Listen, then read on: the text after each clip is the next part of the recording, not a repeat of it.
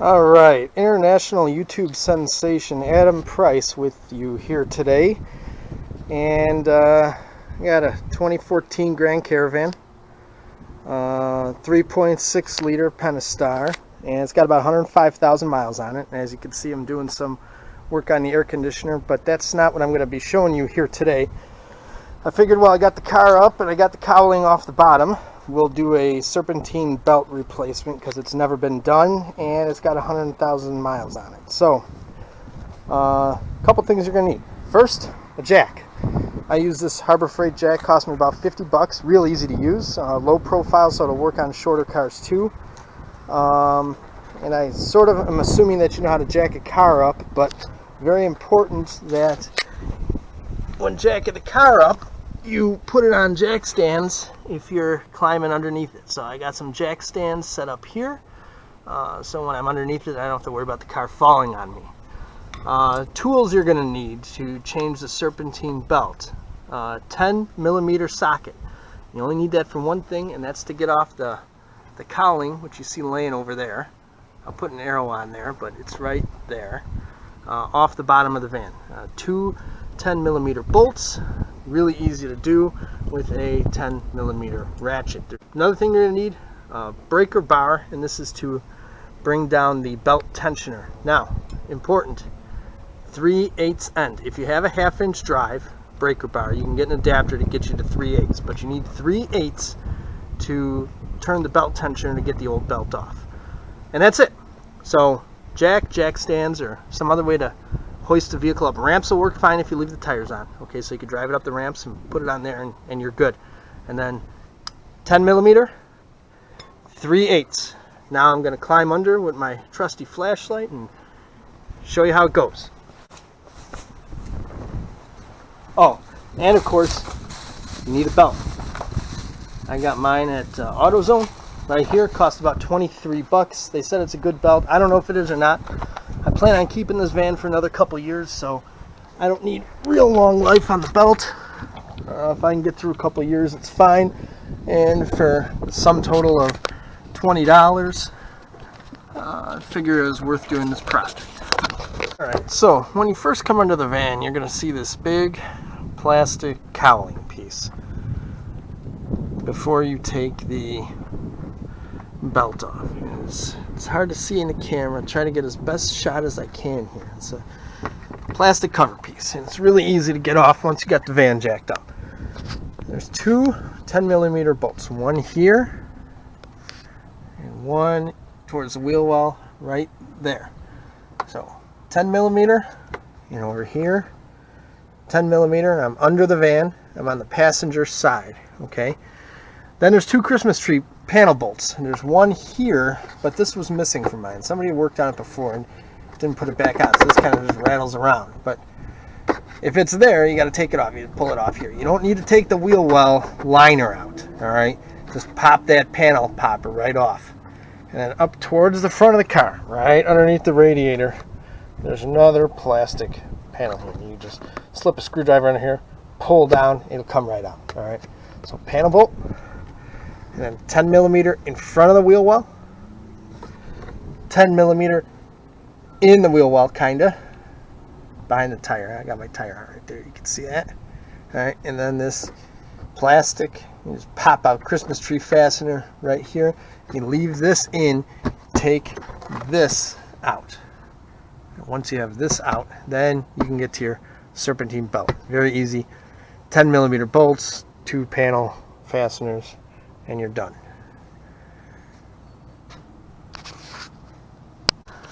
Now the nice part is I have this gooseneck camera mount, and I want to adjust it so that hopefully you can see everything, and I think you can. So, well, that shows up good. Okay, once you get that plastic cowling out, which covers up this area underneath the engine here, you can pretty much see everything that you're dealing with. And here is where your tensioner is. There's my compressor going off.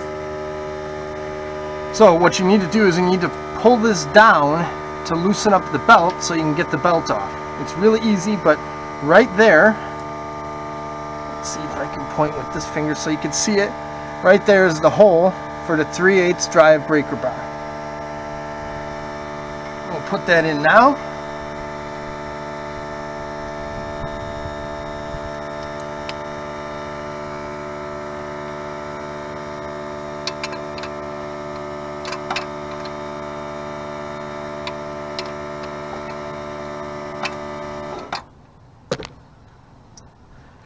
See if I can do it with my second hand here.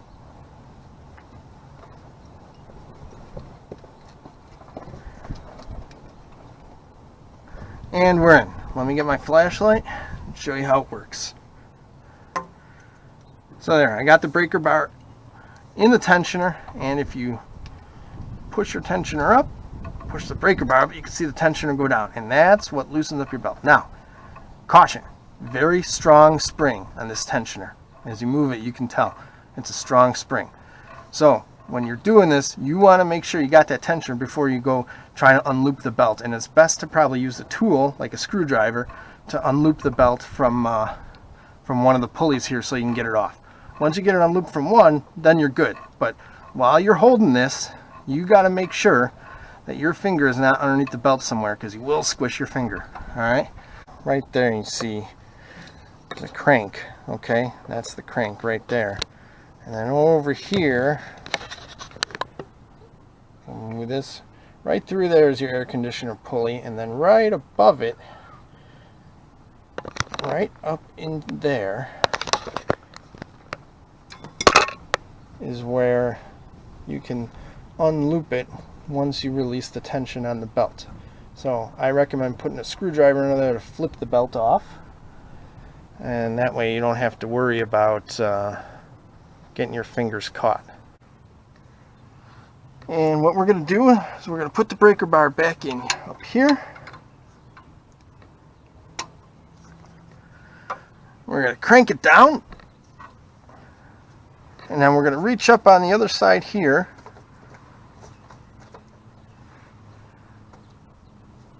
and get the belt off.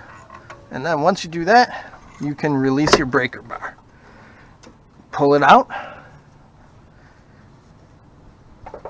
And now you just unloop the belt from all the different pulleys. Crank pulley, this pulley, that pulley. Tensioner.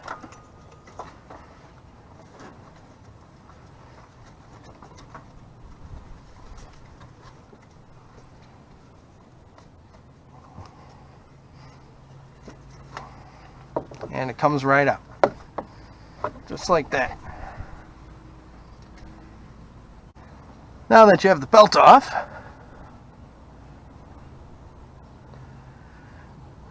you can see, you can actually test your tensioner, make sure it spins freely, which it does. There's an idler up here that spins freely as well, so we don't need to replace any of those. We just can put the new belt back on. Now it's a little bit of a job to slip it in there and get it on, but let's see if we can do it with the camera running.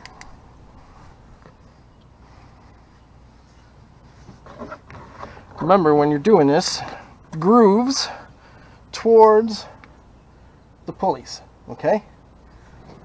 So over the idler pulley,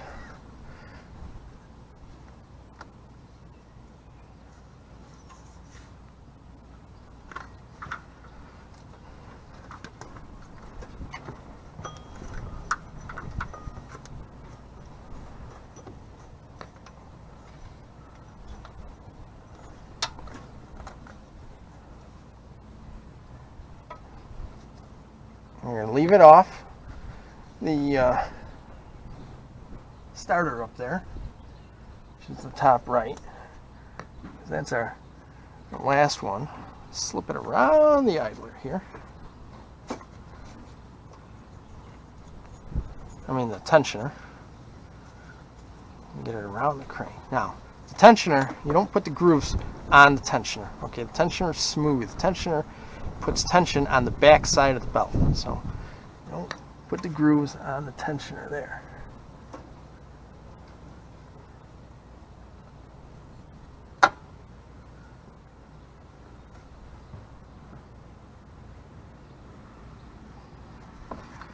around the crank.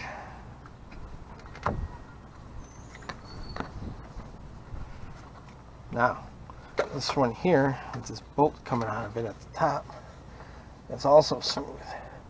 So don't put the grooves on that.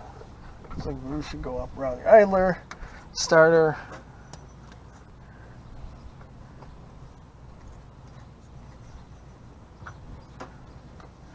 and you got to come down to your AC compressor. You got to make sure you got the space. Get it on the AC. As you can see, it's getting a little tight already. Part of the reason is I don't have this thing seated right up here. There we go. Now it's in there. And it goes up over your idler, down around the crank, around the tensioner. Let's get it off the starter so that we can get it on the compressor. It's on the compressor, on the idler, on the tensioner, around your crank. And you can feel where the belt sits in each of those parts. Okay, so you know when you got it right. You gotta feel it, make sure it's in the grooves proper, otherwise you burn your belt up. Start the van. Now, let's put our breaker back in. Okay. Again, remember, be careful. Watch your fingers because you got to hold tension off the belt while you're putting the belt on the last pulley there. That starter pulley, I think is what it is. If I remember correctly. I could be wrong.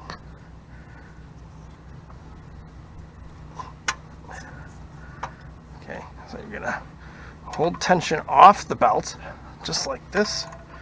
And reach up here on the other side and get it on this starter pulley, assuming I'm correct. Make sure it's on your idler all the way correct, because you need the space to be able to get it on your starter pulley. And you work it in there.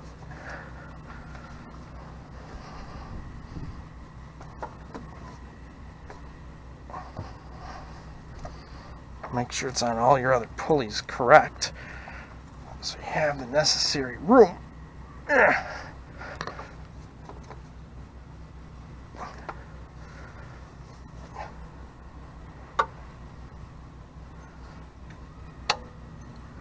we go. It wasn't on the compressor correct, so I couldn't get it on the starter, but now it should be on everything.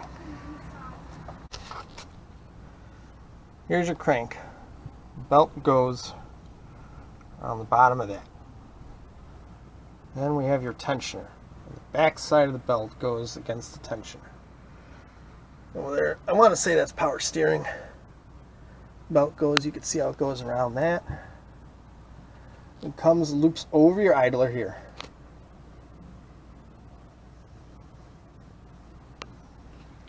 Over here, starter. Goes around that, goes down around your AC compressor, loops over that pulley there on the back side of the belt, goes against that. That's smooth, there's no grooves. So all these, you got the grooves, you can see it real good right there where you got your grooves, your belt goes in those grooves. That's smooth, so it's the back side going against that, and then down onto the crank again. And that's it. That's the whole shebang. Now, my old belt, I inspected it, wasn't damaged. I can show you over here.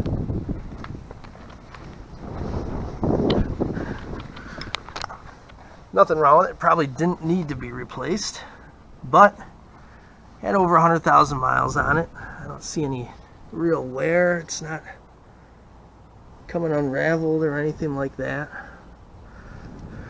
It's probably not a bad idea to spend the 25 bucks.